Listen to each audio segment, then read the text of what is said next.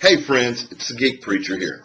Recently I asked a lot of you out there to send me your questions, and while I've got a lot of those questions to wade through, the one I want to address right now is the most recent.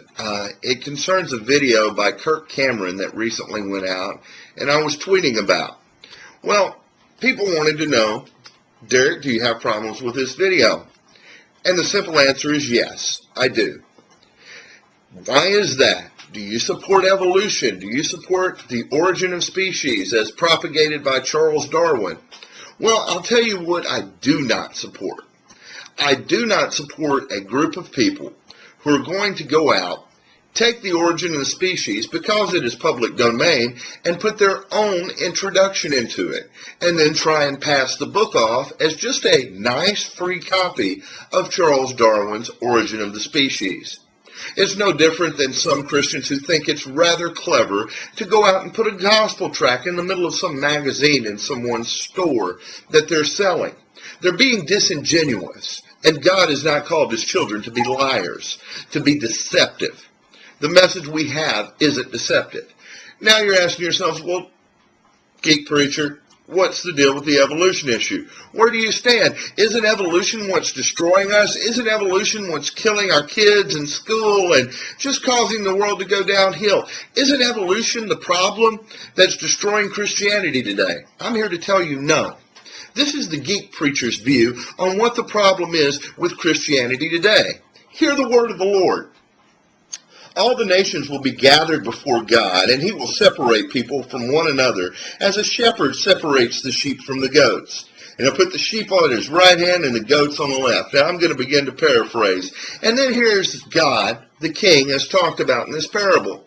What does he do? He takes these people aside and he says, come, you've been blessed by my Father. We're going to take you aside and do great things for you. Because when I was hungry, you fed me. You gave me food. I was thirsty. You gave me something to drink. Hey, man, you didn't know who I was, and you gave me clothes. I was naked. You gave me clothes. I was a stranger. You welcomed me. I was sick. You took care of me. Then the righteous are going to answer him and say, hey, dude, when did this happen? Lord, what's going on? How in the world? When did we do this? And the king says, when you did it to the least of these, you've done it to me. Now you can go read Matthew chapter 25, starting at verse 31 yourself. This is a judgment for the nations, but it's also a judgment on people. Because then you see, the king talks about hell in this passage. He says the ones who go to hell aren't those that are born again or those that are saved.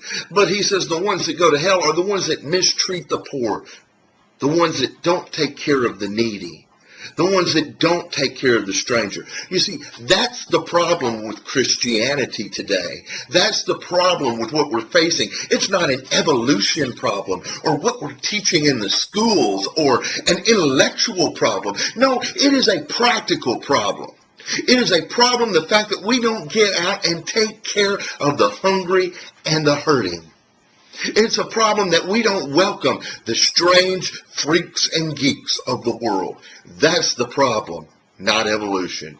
Thank you and have a nice day.